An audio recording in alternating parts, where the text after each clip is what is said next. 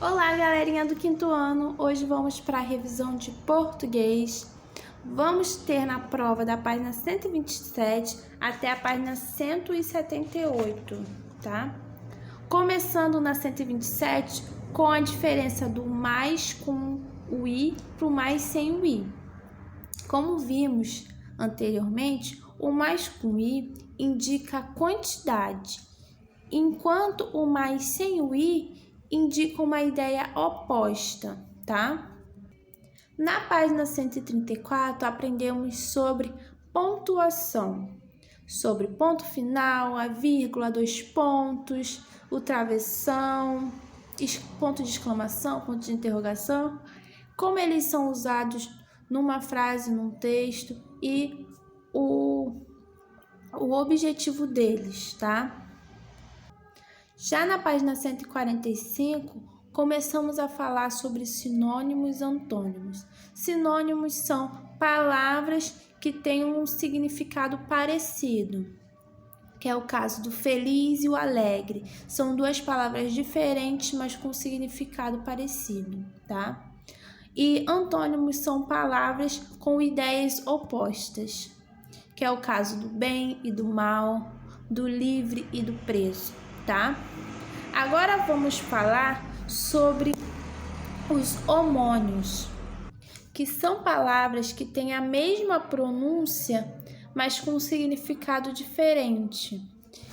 Temos o exemplo, o pelo, que fala do pelo de um animal, e o pelo que é uma preposição.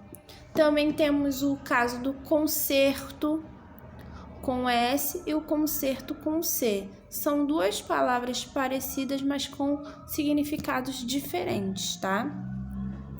E pulando para os parônimos, que são palavras que apresentam um significado diferente, mas que são parecidas na escrita ou na pronúncia, que é o caso do cumprir e do comprido.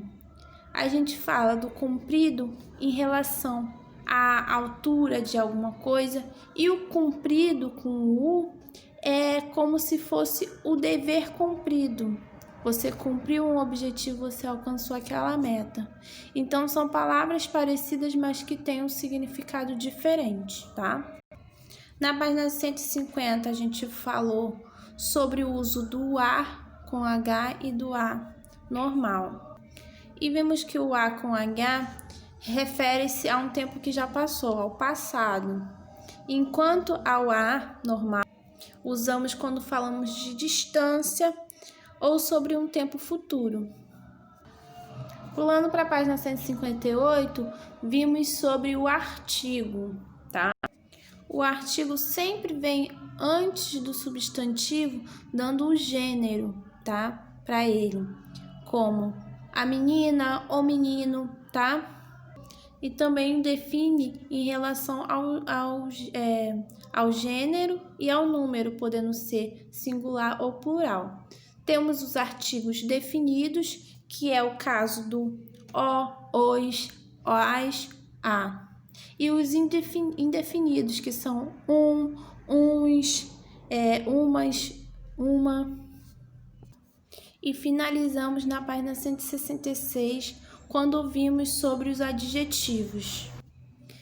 Que a gente falou que os adjetivos são as palavras que caracterizam o substantivo.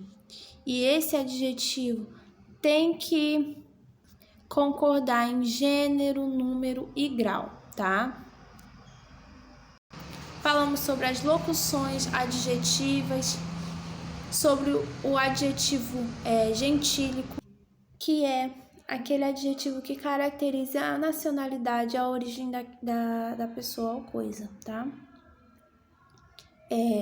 Falamos sobre a flexão, né, do adjetivo em relação ao número, gênero e grau, que eles podem ser uniformes e biformes, que o grau pode ser comparativo ou superlativo. Então, deem uma estudado em tudo que falamos agora para fazer a prova tranquilamente, tá? Beijão, até mais!